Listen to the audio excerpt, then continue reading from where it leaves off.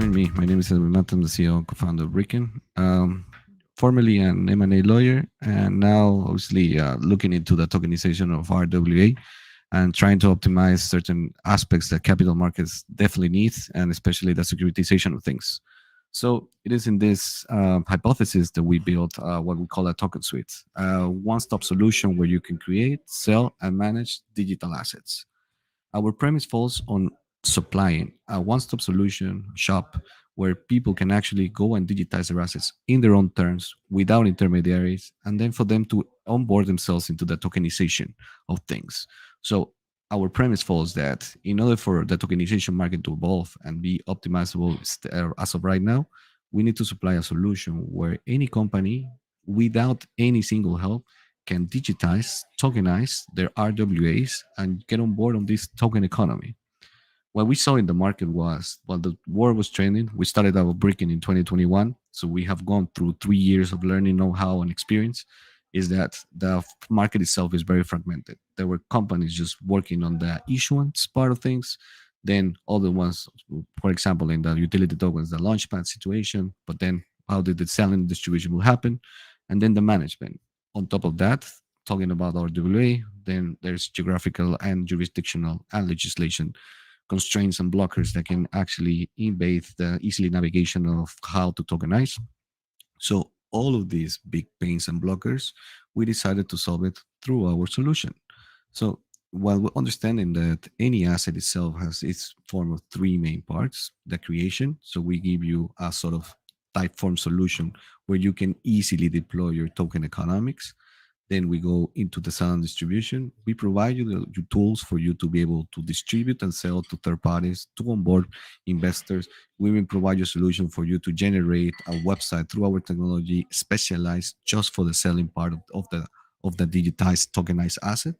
And then at the end, you have a new economy that you have to take care of. You have investors, you have a digital asset. So on all of that, we give you a management solution for you to be able to have a governance layer, to communicate with your investors, supply them with quarterly reports or any other information for you to really keep that engagement going. So as that solution is in place, we have been able to create and monetize absolutely every single stage of such token lifecycle. So from the creation side, we charge 5,000 USD. So that means when everybody wants to drop a digital asset, the fee is 5,000. Then through the distribution part of things, we take a 3%. And finally, in the management side, we go into SaaS as a recurring revenue of 50 USD dollars. But right now, we're starting that in 2024. We're going to go into a tier system of the SaaS where there's going to be premium food features, medium features, and the basic ones. So we can really onboard ourselves also in a more mature SaaS environment. We deploy our technology early March 2023.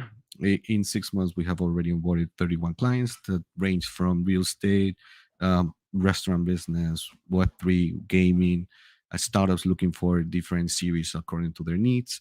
So our clientele is very diverse because asset itself is still an asset. So we were able not to verticalize ourselves in just one single asset, such as real estate, but rather understand that every single asset out there can be tokenized.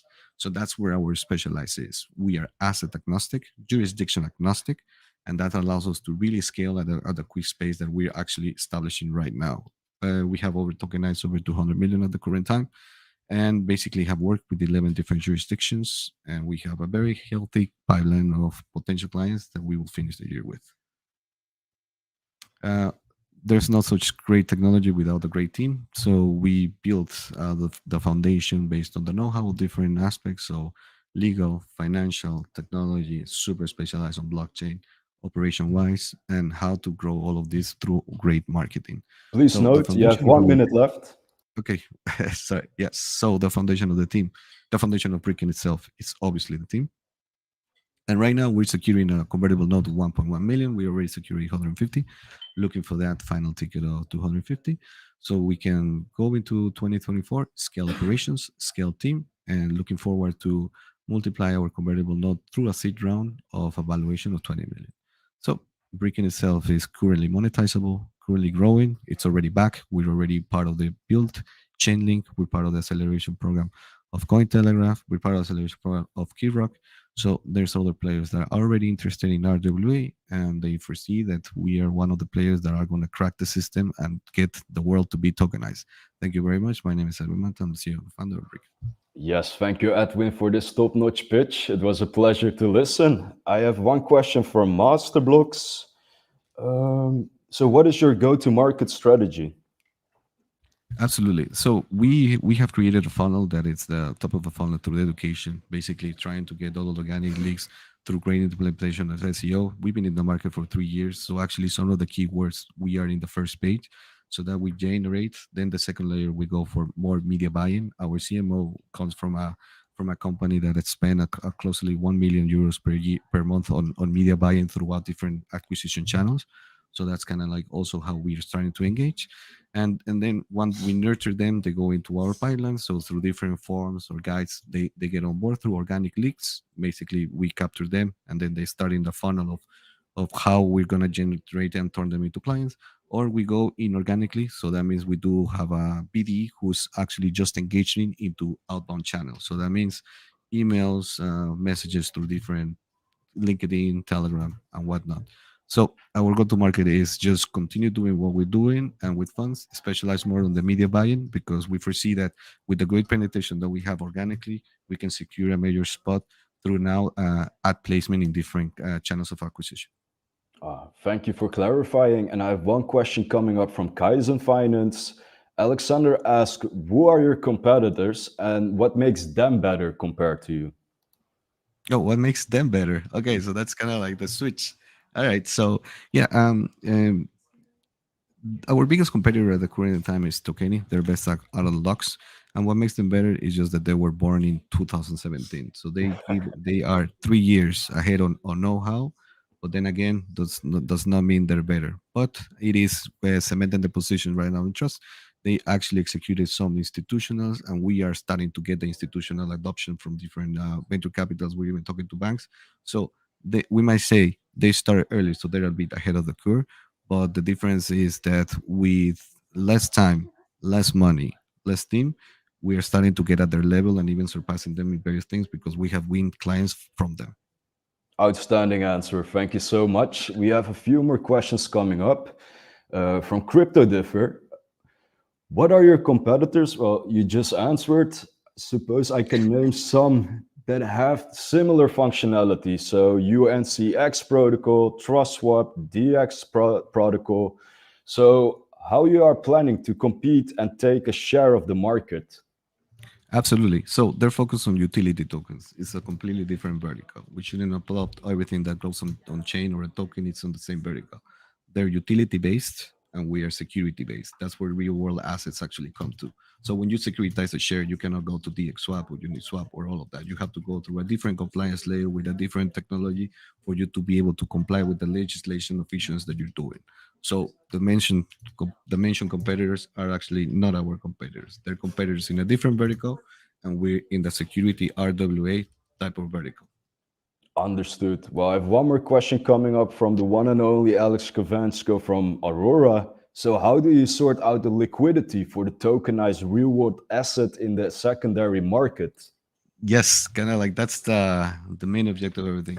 Right now, we're testing different liquidity pools on Uniswap because our ERC20 we were able to implement certain compliance layer that limit how the secondary trading goes, and we're dealing with the primary private market still of things. We do have deals for secondary markets, so that means while we are securing the spot for different projects to focus on the private markets, the first rounds, early rounds, mid rounds. If they want to do an IPO tokenized, we can push them through our partners who have a secondary market. But the solution that we're trying to build is our own for us to really can generate those liquidity pools in Uniswap or another type of swap, depending on the chain where we actually deploying our RWAs. And that's basically the solution. It's an ongoing solution. So I would like to give you the straight answer and not promise something that right now is not doable. But in the near future, it will definitely be. I appreciate that. Thanks for clarifying. We have time for one more question. I have a question from Nikkei Long about the legal question side. In what jurisdiction you connect your token and real asset? Absolutely. And I'm going to give you the best answer possible. Everyone. Why? During our early inception, we were part of the financial sandbox with the Spanish Security Exchange and under the guidance also of the Spanish National Bank. So during 6 months, we tested our technology to understand that we are a tech provider.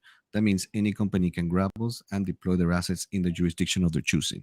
Since companies don't really understand maybe how to deploy a real world asset or a tokenized or a securitized, we have partnered up with above 100 right now law firms across the globe. So that means, for example, Singapore, India, Spain, France, United States, Argentina, Mexico, you name it, because we've been building this database for the last 2 years and we deploy a marketplace of services. So if a company comes from a specific country trying to tokenize their assets in a specific legislation, they can go into our marketplace or through us, connect them through a law firm who can help them with the jurisdiction wise. While we're the tech layer, on top, we provide a service layer through our created partners, and that way we can help in the compliance of the issuance of our clients. Lovely. Well, we came through our time, Edwin. It was a pleasure to have you on. Many thanks. And we will be Thank moving you on very to the much. next. Great. Have a good day.